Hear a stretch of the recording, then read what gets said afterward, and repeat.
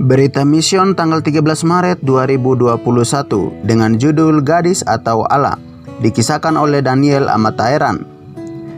Daniel Amatairan saat ini berusia 29 tahun. Ia berasal dari kota Trinidad dan Tobago, Amerika.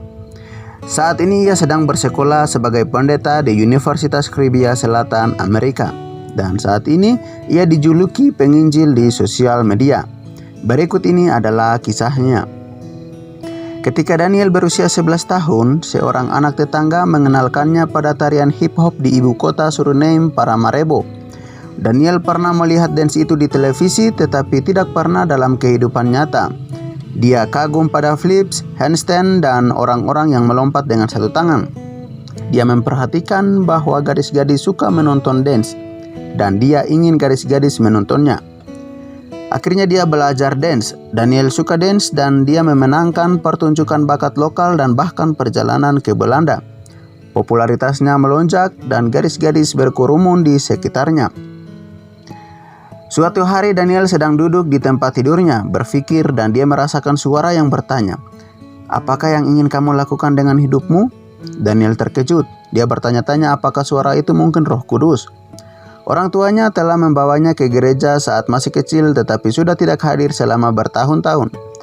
Daniel tidak menyukai gagasan bahwa Roh Kudus mungkin berbicara kepadanya. Dia menyukai ketenaran dan kesenangan dunia.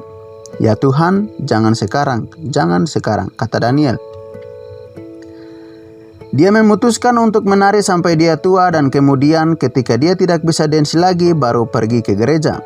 Daniel mulai bermimpi buruk, diserang oleh setan. Suatu malam dia bermimpi tentang kedatangan Kristus yang kedua. Dia melihat Kristus mengenakan pakaian putih di awan. Dunia terbakar api dan orang-orang berlarian dan berteriak. Daniel terbangun dengan jantung berdebar-debar. Saya tersesat,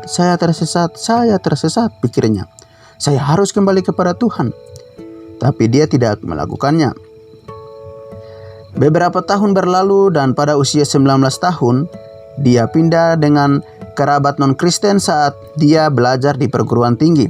Suatu hari, dia melihat DVD berjudul Kebenaran tentang Hip Hop di atas meja. DVD itu dari pelayanan Kristen. Jadi dia terkejut melihat di rumah non-Kristen. Siapa yang membeli ini? Dia bertanya kepada kerabatnya. Tidak ada yang tahu dari mana asal DVD itu.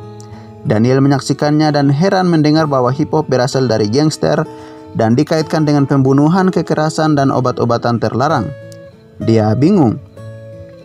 Akhirnya Daniel berpikir, hip hop sepertinya terkait erat dengan hal-hal jahat. Saya tidak menyukai itu. Saya pikir itu hanya tentang menyanyi, bersenang-senang, dan memiliki banyak gadis. Dia bertanya kepada seorang teman dance, apakah konten DVD itu benar? Itu tidak benar, kata teman itu. Ngomong-ngomong, siapa yang peduli? Daniel terus menari tetapi dia juga mulai pergi ke gereja dengan sepupunya yang Advent. Di tengah pertemuan penginjilan selama sebulan, dia berdiri ketika pengkhotbah meminta mereka yang ingin dibaptis untuk maju ke depan. Tapi seluruh tubuhnya gemetar, dia merasakan dua suara berdebat di benaknya. Apakah kamu akan meninggalkan dance untuk ini? Apakah kamu akan meninggalkan uang, gadis, dan ketenaran? Satu suara berkata. Pilihlah Yesus, dia satu-satunya jalan, kata suara lainnya. Saat dia ragu-ragu apakah akan pergi ke depan, pengkhotbah mendesak mereka yang ragu-ragu untuk maju. Daniel memikirkan uang, ketenaran, dan gadis dan tetap duduk. Di rumah, malam itu, dia berlutut dan berdoa. Tuhan, jika kamu ingin saya bertobat, tunjukkan saya tanda besok. Beri saya kekuatan untuk berjalan maju jika pengkhotbah mengajukan panggilan lagi. Malam berikutnya, pendeta membuat seruan lagi. Daniel berdiri dan seluruh tubuhnya gemetar hebat. Sekali lagi dia merasa dua suara yang berdebat. Tuhan, beri aku kekuatan untuk mengambil langkah pertama ke depan, doanya. Pada saat itu, dia merasakan dorongan lembut di punggungnya. Dia maju selangkah, setelah itu mudah untuk mengambil langkah kedua dan segera dia berdiri di depan. Saat ini Daniel berusia 29 tahun dan belajar untuk menjadi pendeta di Universitas Karibia Selatan.